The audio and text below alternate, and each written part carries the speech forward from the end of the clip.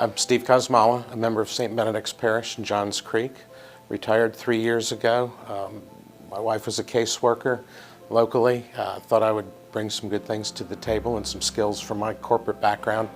And so we attended a donor appreciation event and stayed involved. You know, we've been in the community since 1981.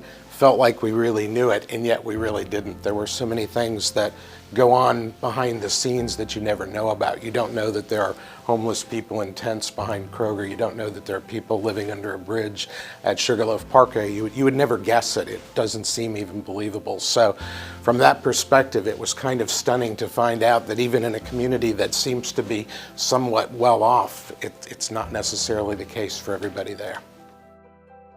Me and my son, we had to basically live in a shelter for about 2 or 3 months. My sister decided that we could come stay with her and we could start over again, so I had to hit the reset button. St. Vincent de Paul helped me and my son tremendously in our life by giving that $800 that they gave us to get that apartment. Today I'm a licensed realtor. Me and my son are doing great.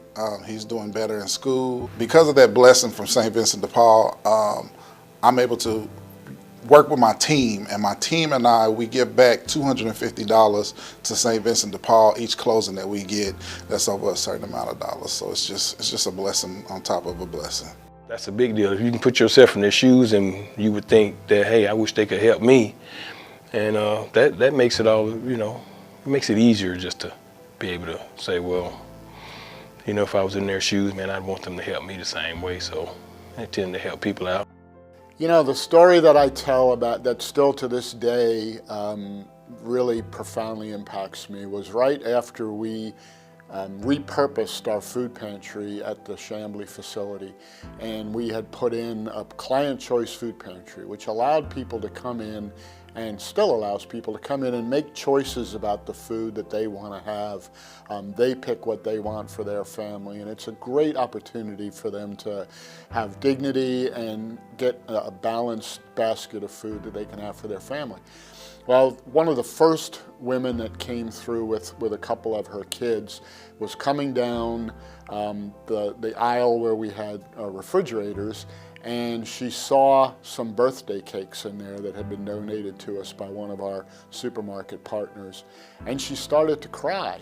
And we all looked at each other and thought, you know, what's the matter? And we asked her why she was in tears, and she said her daughter's birthday was the next day, and she didn't have enough money to buy a cake, and she thought she would not be able to have a cake for her daughter's birthday.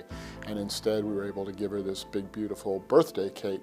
And then we also were able to give her a bicycle because we have our warehouse facility here in our donation, so we could give her a bicycle too. And she left just, her whole life was uplifted.